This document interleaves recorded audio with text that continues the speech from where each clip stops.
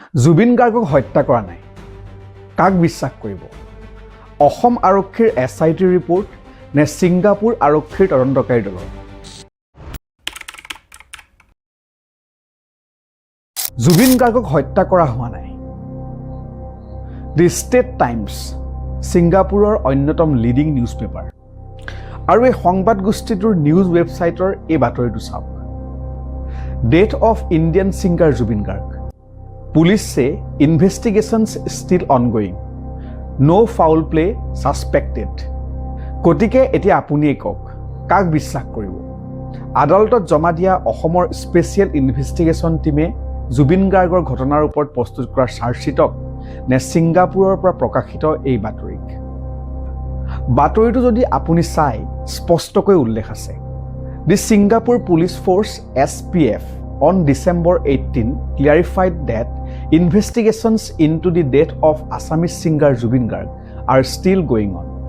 After Indian media reported that 4 people have been charged with murder in relation to the case. বাতৰিটোত এইকেইটা sentence পঢ়িলেই নিশ্চয়কৈ আৰু ক'বলগীয়া বিশেষ একো নাথাকিব। অৰ্থাৎ ছিংগাপুৰ পুলিচ ফ'ৰ্চে স্পষ্ট কৰি দিছে যে অসমৰ কণ্ঠশিল্পী জুবিন গাৰ্গৰ মৃত্যুকাণ্ডৰ তদন্ত প্ৰক্ৰিয়া এতিয়াও অব্যাহত আছে। কিন্তু ভাৰতৰ মিডিয়াত প্ৰকাশ কৰা বাতৰি মতে জুবিন গাৰ্গৰ ঘটনাৰ লগত হত্যাক লিংক কৰা হৈছে আৰু 4জন লোকৰ বিৰুদ্ধে এই অভিযোগ অনা হৈছে। যদিও ঘটনাৰ তদন্তৰ বাবে গঠন কৰা SIT দলে তদন্ত প্ৰক্ৰিয়াৰ অন্তত জুবিন গাৰ্গৰ ঘটনাটোৰ লগত যিকেইজন লোক অভিযুক্ত হৈ আছিল সেইকেইজন অভিযুক্তৰ 4জনৰ ওপৰত ভাৰতীয় ন্যায় সংহিতাৰ 103 ধাৰা আৰোপ কৰা হৈছে, যি মাৰ্ডাৰৰ লগত জড়িত।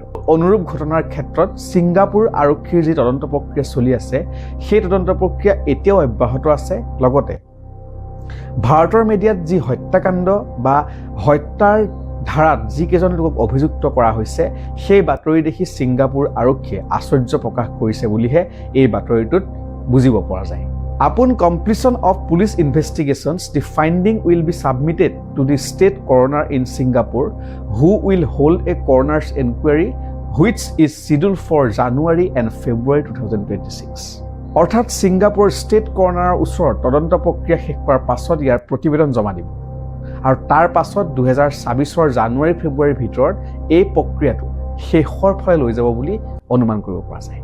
যিহেতু SITয়ে সমগ্ৰ বিষয়টোৰ ওপৰত চাৰ্জশ্বিট কোৰ্টত দাখিল কৰাৰ পাছত এতিয়া অসমৰ বিভিন্ন সংবাদ মাধ্যমত বা কালিৰ দিনটোত বিধায়ক অখিল গগৈ এই চাৰ্জশ্বিটখনৰ ওপৰত সংবাদমেল সম্বোধন কৰিছিল আৰু কাৰ ওপৰত কি ধৰণৰ ধাৰা আৰোপ কৰা হৈছে সেই লৈ বৰ্তমান সময়ত ভাৰতবৰ্ষৰ বিভিন্ন মিডিয়াত সবিস্তাৰে বাতৰি প্ৰকাশ কৰি থকা দেখিবলৈ পোৱা গৈছে।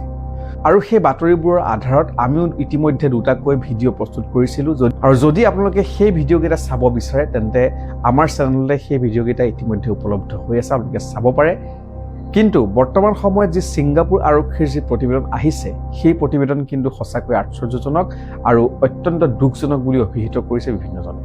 এতিয়াও #JusticeForJubin Garg লিখি থকা হৈছে আৰু জুবিন গাৰ্গৰ মৃত্যুৰ পাছত অসমত কি পৰিৱেশৰ সৃষ্টি হৈছে সমগ্ৰ বিশ্বই সেয়া দেখিবলৈ পাইছে আৰু যাক লৈ এতিয়া ছিংগাপুৰ আৰক্ষীও বিশেষভাৱে কনচাৰ্ণ আৰু তেওঁলোকেও তদন্ত প্ৰক্ৰিয়া অতি ক্ষিপ্ৰতাৰে আগুৱাই লৈ গৈছে বুলি বিভিন্ন সময়ত দাবী কৰি আহিছে।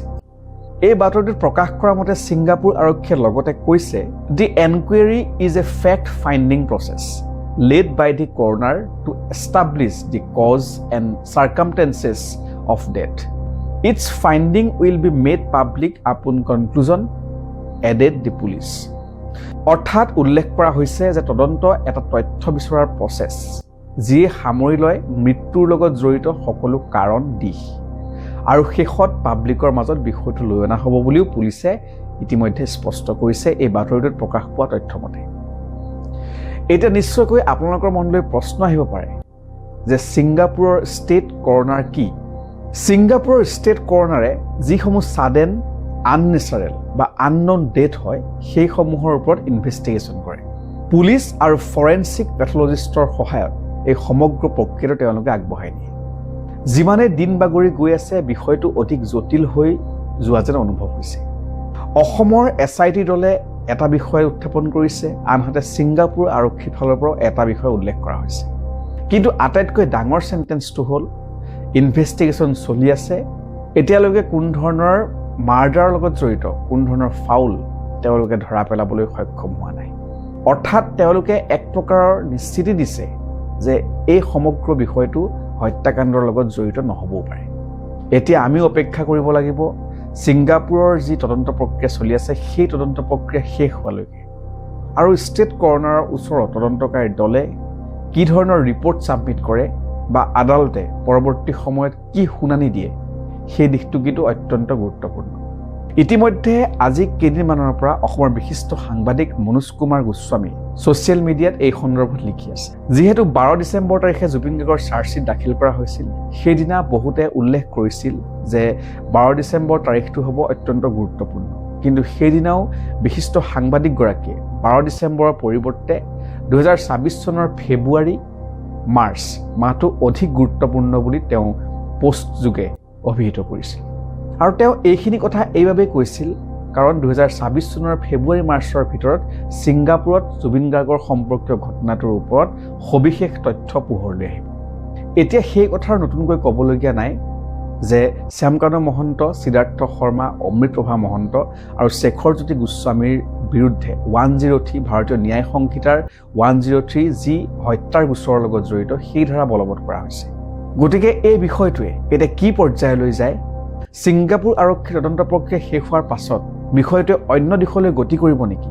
অসমৰ SIT ৰিপৰ্ট আৰু ছিংগাপুৰ আৰক্ষীৰ প্ৰতিবেদন এই দুয়োটাই এই মুহূৰ্তত অতি গুৰুত্বপূৰ্ণ। আজিৰ ভিডিঅ' ইমানতে সামৰিলোঁ। পৰৱৰ্তী ভিডিঅ'ত পুনৰ এক নতুন বিষয়বস্তুৰ সৈতে আপোনালোকৰ মাজলৈ আহিম। চাই থাকিব ইউনিক ইনফ'টেইনমেণ্ট। ধন্যবাদ।